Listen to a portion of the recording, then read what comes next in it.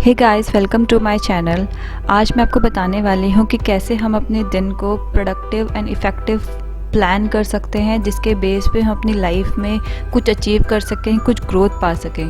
Basically क्या होता है कि हम लोग अपनी डेज़ को इस तरीके से स्पेंड करते हैं कि बहुत बारी हमारे दिन इतने ज़्यादा अजीब चलते हैं कि हमें खुद भी नहीं पता होता कि हमने उसे प्रोडक्टिव किया है या नहीं किया है, हमने कुछ ऐसा काम किया है जिससे हमारी लाइफ में कुछ चेंजेस आएगा या नहीं आएगा।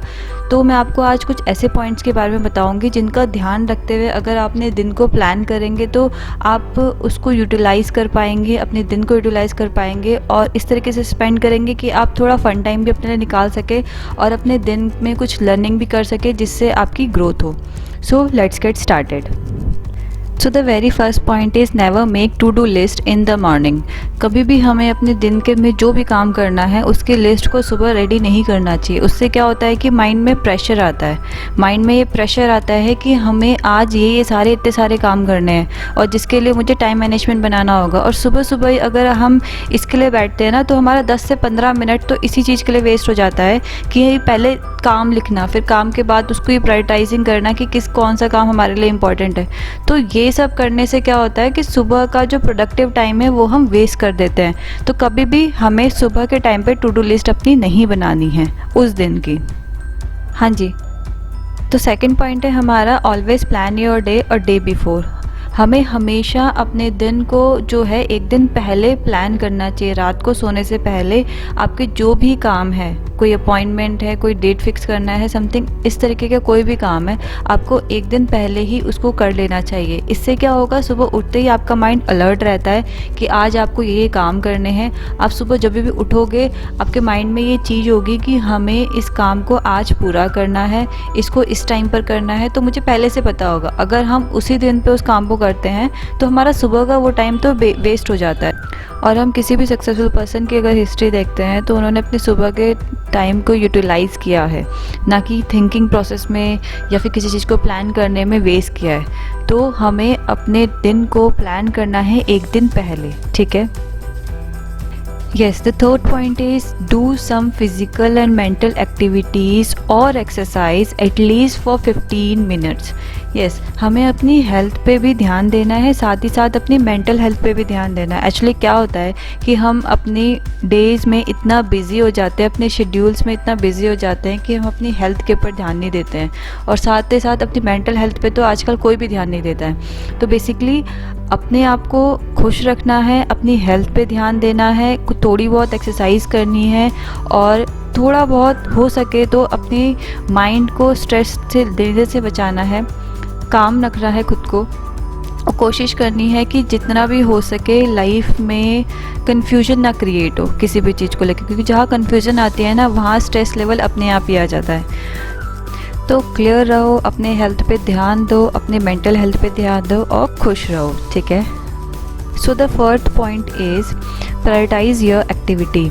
यस, ये तो मोस्ट ऑफ द लोग जानते ही होंगे कि हमें अपनी एक्टिविटीज़ को प्रायोरिटाइज़ करना चाहिए, जो कि बहुत ज़्यादा ज़रूरी है उस दिन का, उसको सबसे पहले कंप्लीट करना चाहिए। फिर उससे जो कम इम्पॉर्टेंट है उस पर ध्यान देना चाहिए और सबसे ज़्यादा जो ऐसा लगता है कि इस दिन के लिए नहीं ज़रूरी है, नेक्स्ट डे में हम जा सकते हैं, तो उस तरीके के कामों को बाद में करना चाहिए।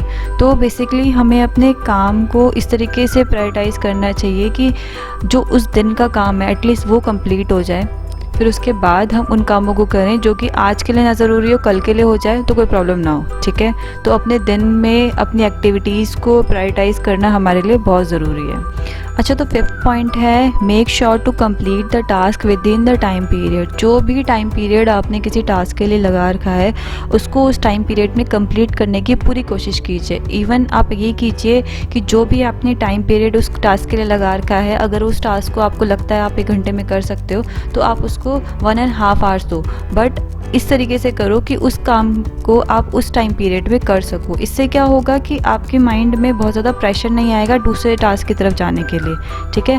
तो हमें मेक श्योर रहना है कि अपने टास्क को आप उसी टाइम पीरियड में कंप्लीट कर सको, okay. So the sixth point is be flexible to modify your plan of action. ऐसा होता है कि कभी कभी कि हम लोग टू डू लिस्ट अपनी रात को ही रेडी कर लेते हैं, अगले दिन हम काम करने के लिए बैठते हैं तो बीच में कुछ ऐसे काम आ जाते हैं जो कि अभी लगता है कि ये बहुत ज़रूरी है और हम उसको कर लेते हैं। तो मतलब हमें अपने काम को इस तरीके से मैनेज करना है कि इन केस अगर मुझे कुछ मॉडिफाई करना पड़े, इन केस अगर वो काम उस टाइम पर ना हो, थोड़ी देर बाद हो, तो अपना काम चल जाए।